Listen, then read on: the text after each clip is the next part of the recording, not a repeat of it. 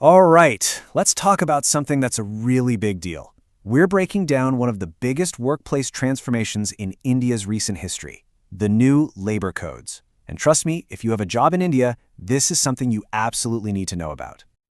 So, for decades, your entire relationship with your employer was basically run by this tangled mess of 29 different laws. I mean, some of these rules were written almost 100 years ago, long before anyone had even heard of things like the gig economy or working from home. Well, all of that is changing. That whole complicated system is gone. Those 29 laws, they've been boiled down into just 4 simplified, modern codes that are supposed to make everything a whole lot clearer. Okay, let's get into it. So here's how we're going to break it all down. First, we'll look at this big labor law rewrite. Then we'll get into your paycheck's new math, how it affects your money. After that, we'll talk about new rights and flexibility you might have. And finally, we'll dig into some of the hidden changes in the rulebook that you might not have noticed. All right, first up, the Great Labor Law Rewrite. So what exactly are these 4 new codes that have replaced that entire old system? Let's get a clear picture. So you can see here, each code basically bundles a bunch of related laws into one neat package. You've got one just for wages, salary bonuses, that kind of thing. Another one for Social Security. Think your Provident Fund, gratuity, maternity benefits. Then there's the one for industrial relations. That's unions, disputes, layoffs. And then the big one, the OSH code.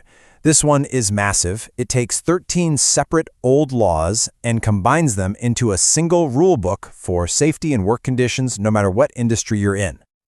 Okay, let's move on to Section 2, and this is probably the part you've been waiting for. We're talking about your paycheck's new math.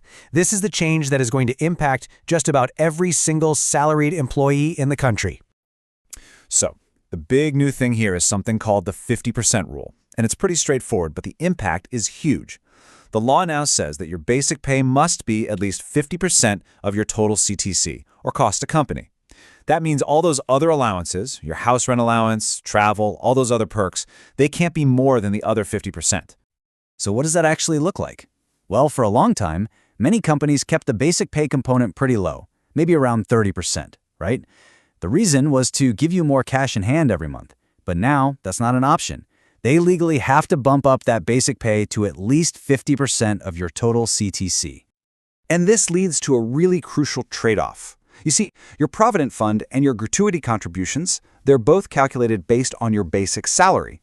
So if your basic pay goes up, more money automatically gets put into your retirement savings. The flip side, your monthly take-home pay might actually go down, but your long-term savings will grow a whole lot faster. It's a classic short-term versus long-term thing. All right, moving on from your salary. These new codes also bring in some pretty big changes to your day-to-day work, your leave policies, and your overall job security. Okay, let's talk about the 4-day work week. It's been talked about a lot, and yes, it is now a legal option for companies to offer. But, and you knew there was a but, right? This doesn't mean you're working fewer hours. The 48-hour weekly limit is still there. So to get that amazing 3-day weekend, you'd have to cram those 48 hours into 4 12-hour days. It's an option, but it's an intense one. Here's some good news, though. Getting your paid time off is now a bit faster. Under the old rules, you had to work for 240 days in a year before you were eligible for earned leave. Well, they've knocked that down to just 180 days. So it's definitely easier for newer employees to take a well-deserved break. Now this next one, this is a truly landmark shift in Indian law. For the very first time, millions of gig and platform workers, think about your delivery drivers, your rideshare drivers, they are now legally defined and recognized. This is huge. It opens the door for them to start receiving Social Security benefits, which will be paid for by a fund that companies like Uber and Zomato have to contribute to. And the new rules also beef up protections for everyone. For example, if you're on a fixed-term contract, you can now get gratuity after just 1 year of service, not 5 like before. Big difference. Also, when you leave a job, they have to settle your full and final payment within just 2 working days. And in another major update, women can now work night shifts across all sectors, provided, of course, that their safety is guaranteed and they've given their consent. Okay. For our final section, let's pull back the curtain a bit and look at some of the so-called hidden changes in the fine print. These are the rules that could really change the whole dynamic between you and your employer in ways you might not have seen coming.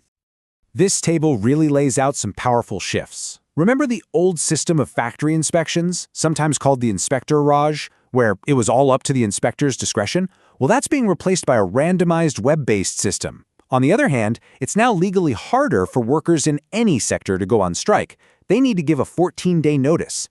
And if you have a legal claim against your employer, there's now a standard 3-year window for you to file it, which simplifies things quite a bit. And here's one of the most important new rights for employees: this Worker Reskilling Fund. So if you get laid off, your employer doesn't just have to give you severance pay anymore. They also have to contribute an amount equal to 15 days of your wages into a special fund. And that fund is specifically designed to help you learn new skills and find your next job. It's like an extra financial safety net. So what does this all mean for you right now? Well, the main central laws are active, but the individual states are still rolling out their specific rules. The bottom line is, your company's HR department is probably scrambling right now to get all their policies in line with these new codes. So don't be surprised if you see some changes in your salary slip and your appointment letter very, very soon. And that brings us to our final thought. Look, there's no question that these 4 codes have created a simpler, more modern rulebook for how we work in India. That much is clear. But the big question, the one everyone is asking, is this: in the long run, who will benefit the most from all this new clarity?